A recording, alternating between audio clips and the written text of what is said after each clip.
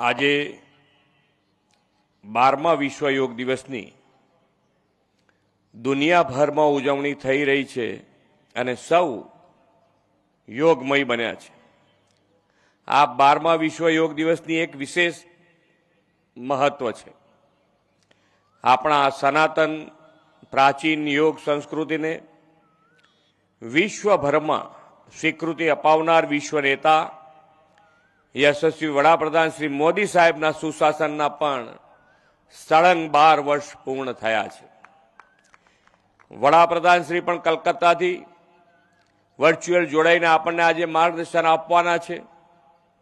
સમગ્ર વિશ્વને એક પરિવાર વસુદેવ કુટુંબકમના ભાવથી જોનારા વડાપ્રધાન શ્રી મોદી સાહેબે 12 વર્ષના સુશાસનમાં લોકોના સ્વાસ્થ્ય રક્ષા માટેના અભિયાનો આયોજનો બધામાં પર્યાવરણ સુરક્ષા સાથેની જીવનશૈલી અને બેક ટુ બેઝિકનો ધ્યેય રાખ્યો છે।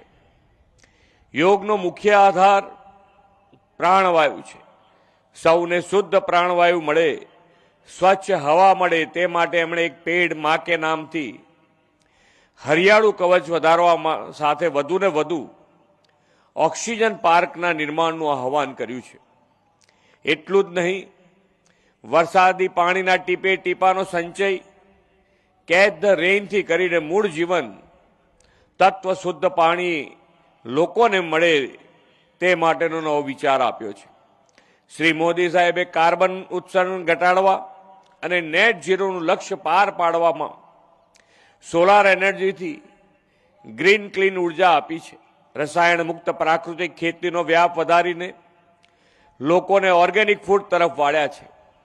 રોજિંદા જીવનમાં પણ પર્યાવરણ સાથે સંતુલન જાળવીને જીવવા માટેનો મિશન લાઈફનો અભિગમ અપનાવ્યો છે। આ બધા જ કુદરતી સ્ત્રોતના સમન્વય અને તાલમેલ સાથે સ્વસ્થ અને તંદુરસ્ત જીવન માટે તેમણે ફિટ ઇન્ડિયા વિશ્વ યોગ દિવસથી જેવી મોટી ભેટ આપણને આપી છે। શ્રી મોદી સાહેબના આવા જનહિતકારી અભિયાનોને હવે જન આંદોલન બની ગયા છે અને એમાં પણ વિશ્વ યોગ દિવસ તો સૌએ સ્વીકારેલું પ્રિવેન્ટિવ હેલ્થ કેરનું માધ્યમ બની ગયું છે। આજે 12મા વિશ્વ યોગ દિવસે આખા રાજ્યમાં 330 કરતાં વધુ સ્થળોએ 1.25 કરોડથી પણ વધુ નાના મોટા વડીલો વૃદ્ધો સૌ સામૂહિક યોગમાં આજે જોડાયા છે।